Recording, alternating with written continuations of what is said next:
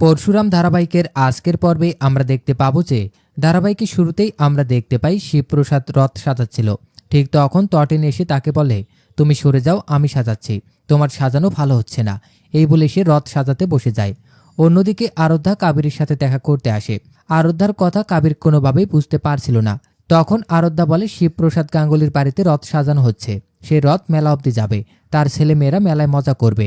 এরপর আমাদের আবার তটিনীকে দেখানো হয়, সে বাচ্চাদের জন্য রথ সাজাচ্ছিল। তখন বাচ্চারা বলে তারা মেলায় যাবে, রথ নিয়ে বিভিন্ন ধরনের জিনিস কিনবে, পাপড় খাবে। শিবপ্রসাদ বলে, হ্যাঁ সব কিছুই হবে, পাশাপাশি তোমরা গাছ কিনে আনবে, এই বর্ষাকালে গাছ লাগালে তোমরা ফুল পাবে, ফল পাবে। এরপর রথ সাজানো শেষ হলে তটিনী বলে, মেলায় তো যাব, কিন্তু সেখানে যদি কর্ণ চ্যাটার্জি চলে আসে কি হবে, সে যদি আবার কোনো ঝামেলা করে? শিবপ্রসাদ বলে, তাই বলে কি আমরা ঘর থেকে বেরোবো না?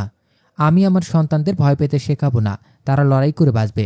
অন্যদিকে আমাদের আরাধ্যাকে দেখানো হয়, সে কাবিরকে বলে মুখার্জি বাড়ি থেকে রথ বেরোবে, আর সেটা মেলা অবধি যাবে, আর সেই মেলায় শিবপ্রসাদ গাঙ্গুলির বাড়ি থেকে ওরা আসবে। আমাদের বাড়ির রথ যেখানে থামবে ঠিক সেখান থেকেই ঝামেলা শুরু হবে, লাশ পড়ে যাবে একটা, এটাই একমাত্র পথ তোমাকে জেল থেকে বের করার।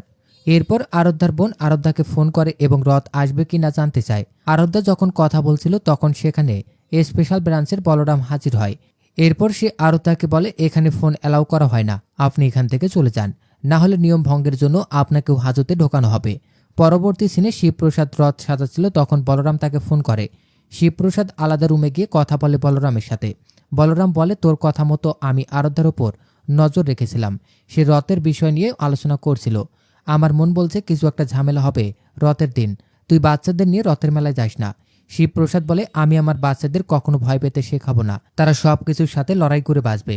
এরপর শিবপ্রসাদ বলরামকে বলে রথের মেলার স্পেশাল ব্রাঞ্চের কিছু লোক পোস্টিং করতে। এরপর প্ল্যান করে কোন সময় কি করতে হবে। পরবর্তী সিনে আমাদের দেখানো হয় শিবপ্রসাদ এবং তার পরিবার রথ নিয়ে মেলার দিকে যাচ্ছে। তখন তটিনী শিবপ্রসাদের ছাতা নিয়ে দুষ্টুমি করতে থাকে এবং হঠাৎ লাড্ডু বেলুন ফাটানোর গেম দেখতে পায়। তখন সে বায়না করে সে বেলুন ফাটাতে যাবে। পিকু দেখতে পায় পাঁপড় ভাজছে, তখন সে পাঁপড় খাওয়ার বায়না করে।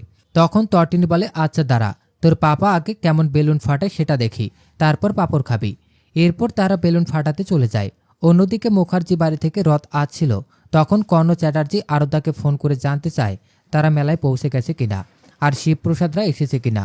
আরাধ্যা বলে, আমরা পৌঁছে গেছি, আর আমি শিওর শিবপ্রসাদের পরিবার আসবে। পরবর্তী সিনে লাড্ডু বেলুনটা ফাটাতে থাকে। তখন পিকু বিভিন্ন ধরনের জিনিস দেখে বায়না করতে থাকে। এরপর হঠাৎ তটিনী চুরির দোকান দেখতে পায় এবং সে চুরি কিনতে চলে যায়। অন্যদিকে জিৎ মুখার্জি তার বড় ভাইকে ফোন করে বলে, তুমি সেখান থেকে চলে এসো, ওখানে থাকতে হবে না, তুমি এটা সহ্য করতে পারবে না, যতই হোক তোমার মেয়ে জামাই এবং নাতি নাতনি ওখানে আসে। সত্যজিৎ মুখার্জি বলে, তোরা কি সত্যি গুলি চালানোর প্ল্যান করেছিস? জিৎ মুখার্জি বলে, হ্যাঁ গুলি চলবে, তুমি সেখান থেকে চলে আসো। এই বলে ফোনটা কেটে দেয়। সে সিনে আমাদের আবার শিবপ্রসাদ এবং লাড্ডুকে দেখানো হয়। লাড্ডু বেলুন ফাটাতে পারছিল না দেখে শিবপ্রসাদ তাকে শিখিয়ে দেয়। এরপর শিবপ্রসাদ নিচে বন্দুক হাতে নেয় বেলুন ফাটানোর জন্য। অন্যদিকে একটা গুন্ডা শিবপ্রসাদকে লক্ষ্য করে বন্দুক চালানোর প্রস্তুতি নেয়। তো দর্শক, এই ছিল পরশুরাম ধারাবাহিকের আজকের আপডেট। প্রতিদিনের আপডেট সবার আগে পেতে আমাদের চ্যানেলটি এখনই সাবস্ক্রাইব করুন।